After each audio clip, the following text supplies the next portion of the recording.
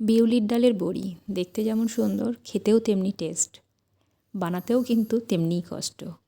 বিউলির ডালটাই যে ভেজানো রয়েছে, আর এটা হচ্ছে চাল কুমড়ো। ভালোভাবে গ্রেট করে নিয়ে ভালো ধুয়ে নিয়ে নেটে এভাবে ঝুলিয়ে রাখা হয়েছে যাতে ওর জলটা ঝরে যায়। তারপর বিউলির ডালটা বেটে নিতে হবে শিলনোড়াতে বা মিক্সিতে। তারপর চাল কুমড়ো মিক্সড করে ভালোভাবে ফেটে নিতে হবে। ফাটাটা কিন্তু খুব জরুরি, তা না হলে বড়িগুলো ভালোভাবে সেদ্ধ হবে না। এরপর এই যে বড়ি বসানো হচ্ছে, বড়িগুলো আমার মা বসাচ্ছেন। আমার মা খুব ভালো বড়ি বসায়। এই যে মায়ের সব বড়ি বসানো হয়ে গেছে। এটা প্রথম দিনের বড়ি। এবার আপনাদেরকে দেখাবো পরের দিন কীরকম অবস্থায় থাকে।